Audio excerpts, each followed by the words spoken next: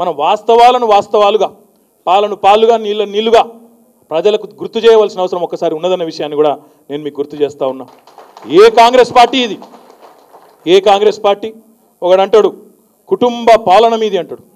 నేను అడుగుతున్నా, కుటుంబ పాలన అని కాంగ్రెస్ వాళ్ళు మాట్లాడతారు, ఏమన్నా ఇజ్జత్ ఉండాలి మాట్లాడుతందుకు? జవహర్లాల్ నెహ్రూ కూతురు ఇందిరాగాంధీ, కొడుకు రాజీవ్ గాంధీ, భార్య సోనియా గాంధీ, కొడుకు రాహుల్ గాంధీ ప్రెసిడెంట్ ఆ పార్టీ. వాళ్ళట గొంగళ్ళ కూర్చొని అన్నం తినుకుంటే ఇంటికెళ్ళినట్టు వాళ్ళు కుటుంబ పాలన గురించి మాట్లాడతారు.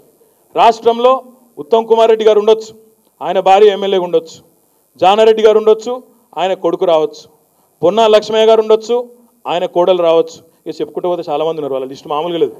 దగ్గర అలా 10 మంది ఉంటే కాంగ్రెస్ ఎమ్మెల్యేలు 10 మందికి 10 మంది మేమే ముఖ్యమంత్రి అభ్యర్థులమని ఎవరి జబ్బలు వాళ్ళే తెలుసుకుంటూ తిరుగుతూ ఉంటారు.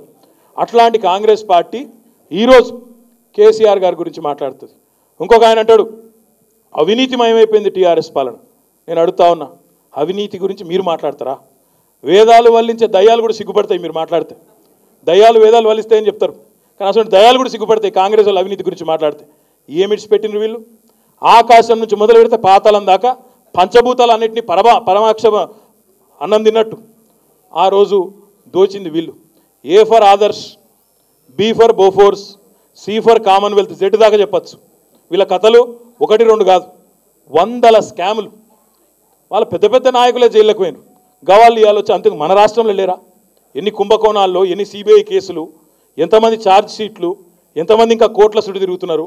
అంతా మర్చిపోయినట్టు ఇలా అవినీతి గురించి కాంగ్రెస్ పార్టీ మాట్లాడుతుంటే, నోటికొచ్చినట్టు మొరుగుతుంటే దాన్ని పట్టించుకోవాల్సిన అవసరం ఉందా? మీరు ఒక్కసారి ఆలోచించాలని కోరుతా ఉన్నాను.